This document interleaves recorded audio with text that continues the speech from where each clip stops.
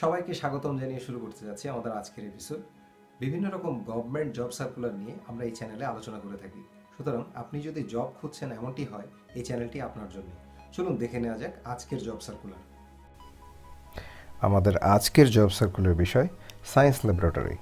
Science laboratory অর্থাৎ বিজ্ঞান ও শিল্প গবেষণা পরিষদ BCSIR এর জব সার্কুলার নিয়ে আমরা আলোচনা করব। BCSIR এ আবেদনের জন্য আপনাকে যেতে হবে bcsir2.teletalk.com.bd, কারণ bcsir.teletalk.com.bd তে অলরেডি একটি আবেদন চলছে। এখানে আসার পরে অ্যাডভার্টাইজমেন্ট আপনি দেখতে পারবেন এবং অ্যাপ্লিকেশন ফর্মে ক্লিক করলে আপনার আবেদনের ফর্মটি চলে আসবে। এখানে আপনি যে পদে আবেদন করতে চান সে পদে ক্লিক করবেন, ক্লিক করে নেক্সট দেবেন। নেক্সট দেওয়ার পরে আপনার কাছে মূল ফর্মটি আসবে।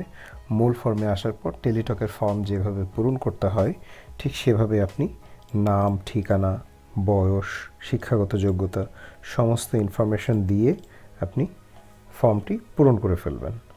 এবং ফর্ম পূরণ করার পরে আপনার কাছে একটি আইডি আসবে এবং সেই আইডি দিয়ে আপনি পরীক্ষার ফি পেমেন্ট করতে পারবেন।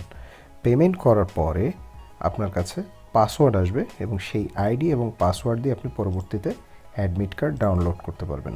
তো চলুন আমরা সার্কুলারটি দেখে নিই।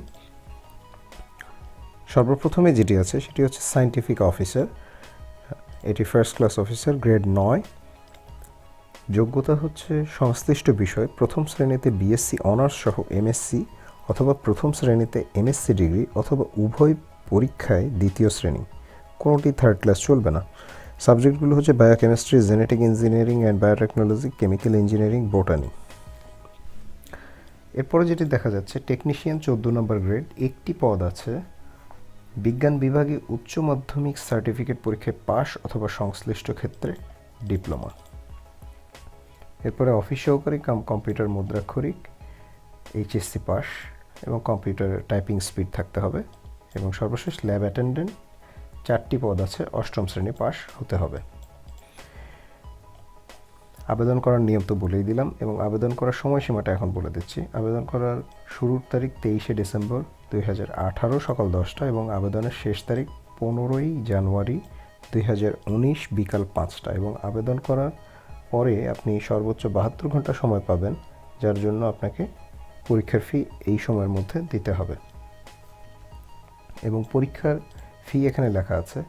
1 নম্বর পদের জন্য 445 টাকা এবং 2-3 নম্বরের জন্য 112 টাকা এবং 4 পদের জন্য 56 টাকা এবং 72 ঘন্টার মধ্যে জমা দিতে হবে ফর্ম পূরণ করার পরে। তো সবাই ভালো থাকবেন, সুস্থ থাকবেন, আপনাদের আবেদন ভালো হোক সেই কামনায় বিদায় নিচ্ছি।